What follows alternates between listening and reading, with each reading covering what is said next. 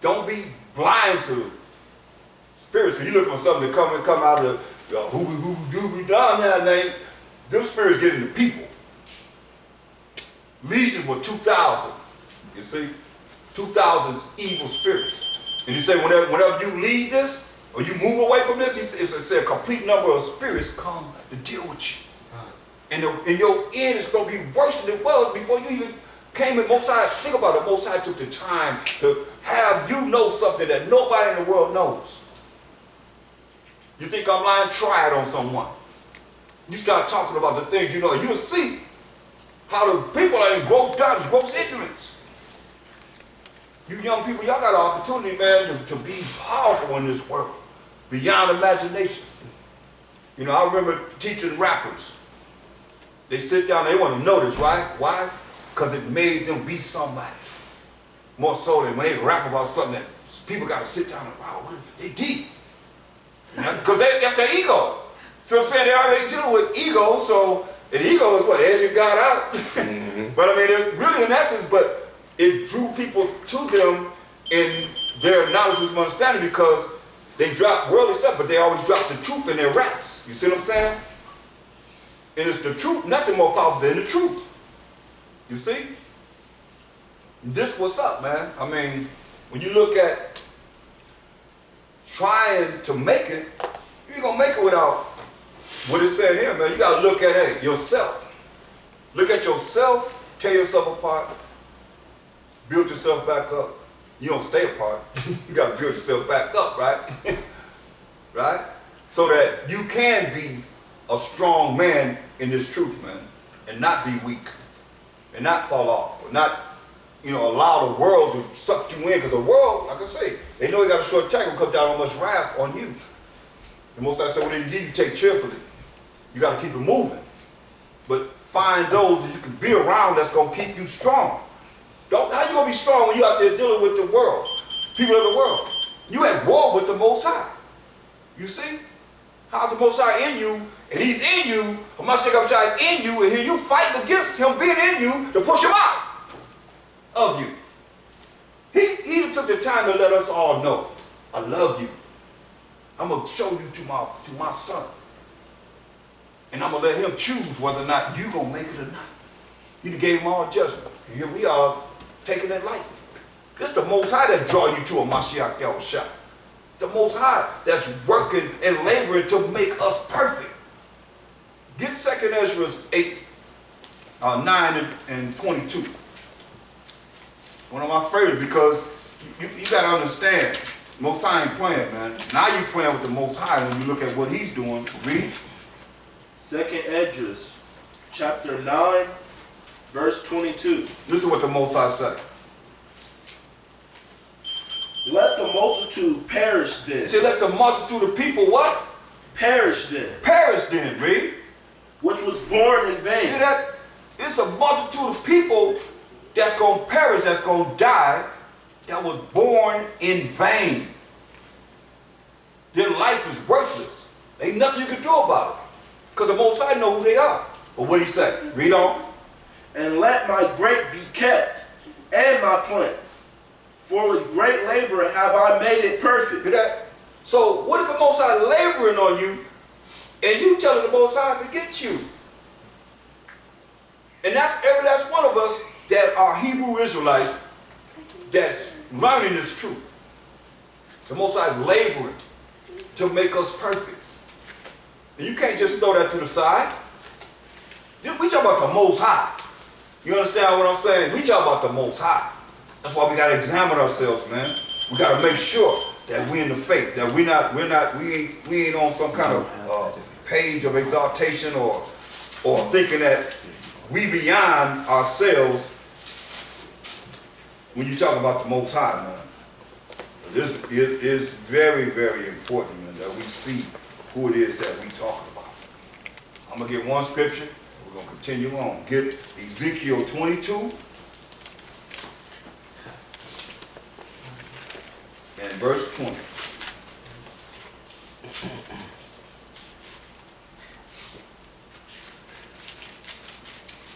It says, as they gather silver and brass and iron, and lead, and tin, these all metals, into the midst of the furnace, to blow the fire upon it, to melt it. So will I gather you. Remember he said, let the multitude perish then that was born in vain. So will I gather you in my anger, not love, but in my anger and in my fury, and I will leave you there. And what? Melt you. You see? Yeah, I will gather you and blow upon you in the fire of my wrath, and ye shall be melted in the midst thereof. This our power. He ain't playing. As silver is melted in the midst of the furnace, so shall ye be melted in the midst thereof. And ye shall know that I, the Most High, have poured out my fury upon you. We don't want to be there. So I say you don't want to be one of these multitudes that the Most High created in vain, just for the multitude of people that he's going to kill. We don't want to be there. Don't let that be one of us. You see what I'm saying? So we got to fight, man. We got to fight the good fight until the end. Never give up. It was a picture I had, I liked it. It was like a bird that had a frog in his mouth, going to eat this frog, and the frog had a hold to the neck. The frog was in the mouth, but the frog had a hold to that neck. You ain't swallowing me. It was never give up, right? What that bird did, choke that bird out. Say, you ain't never gonna give up. You know what I mean? I mean, the mindset, you wrap this arms around and grab this nut. She choked that bird out. Went on about his business. Never give up, man. That's how we gotta do with this truth, man. Never give up. Fight a good fight. Now go back to Matthew 7. Verse 4.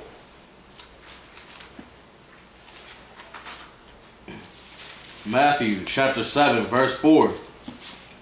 Oh, how wilt thou say to thy brother, let me pour out the mote out of thine eye, and behold, a beam is in thy own eye. Yeah, so how you gonna tell your brother, how you gonna correct your brother, and you all jacked up? And you know that you jacked up yourself. That's why you gotta work to be right in the eyes of the Most High. You know, because man could assume whatever you want to assume, but not necessarily the right assumption. Because assume means what? In the world. You make a what? No, ass out of you and me. Right, right. Ass out of you and me. Because you could be wrong. And somebody else that believes their opinion, or like you said, assume something that somebody else assumed, both of y'all ass. You make an ass out of you and me because you assumed something that was wrong. You see what I'm saying? You gotta know facts. That's very important. Be factual, or else don't even put it out there. That's why I said, how you can get the beam out of your brother's eye? You sitting around not really having the right information. You off in your judgment. That's why it says, read verse 5, Salaki.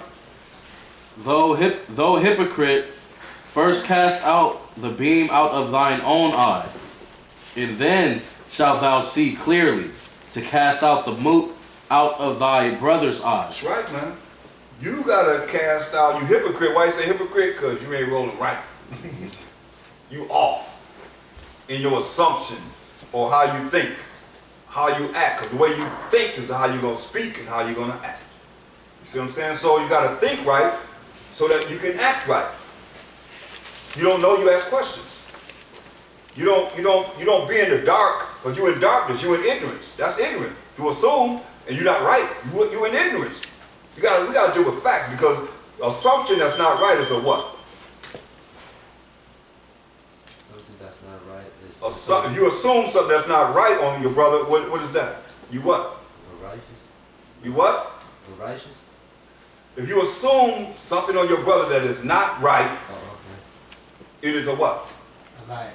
A what? A lie. A lie. Right? So, and you got to be very careful, because now you're sinning. Let's go to the law. Exodus 20.